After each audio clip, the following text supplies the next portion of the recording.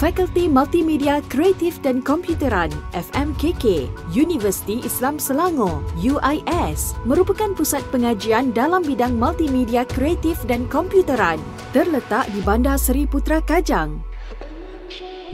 FMKK menawarkan program dari peringkat diploma hingga ke ijazah Doktor Falsafah. FMKK bukan sekadar fakulti. Ia adalah ekosistem ilmu, inovasi dan inspirasi. Gabungan dua bidang utama iaitu multimedia kreatif dan komputeran menjadikan FMKK peneraju dalam membentuk pemimpin digital masa hadapan. Pelajar bukan sahaja menerima pendidikan berasaskan teori tetapi juga pengalaman pembelajaran yang mendalam dan berteraskan industri sebenar.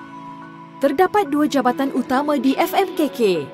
Jabatan Multimedia Kreatif memberi fokus kepada kursus seperti animasi, reka bentuk grafik, fotografi digital, video, realiti maya, pengiklanan kreatif dan banyak lagi.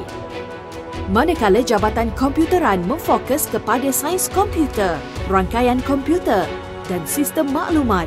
Pelajar didedahkan kepada bidang seperti pengaturcaraan, pembangunan sistem, aplikasi, pangkalan data dan keselamatan sistem.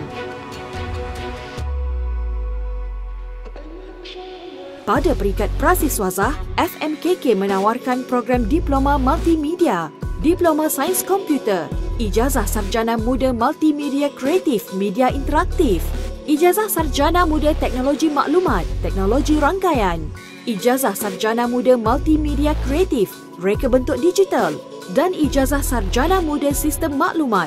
Di peringkat pascasiswazah, FMKK menawarkan Sarjana Teknologi Maklumat, Mod Kerja Kursus, Sarjana Sains Multimedia Kreatif, Sarjana Sains Teknologi Maklumat dan Ijazah Doktor Falsafah Teknologi Maklumat. Dengan kombinasi kukuh antara kreativiti dan teknologi, FMKK UIS terus komited melahirkan graduan yang bukan sahaja bersedia menghadapi cabaran industri digital masa kini, malah bersedia mencipta masa depan yang lebih cemerlang. Fakulti Multimedia Kreatif dan Komputeran Universiti Islam Selangor. Di sinilah kreativiti bertemu teknologi, membentuk graduan berdaya saing yang mencipta solusi, merintis inovasi dan membina dunia masa depan.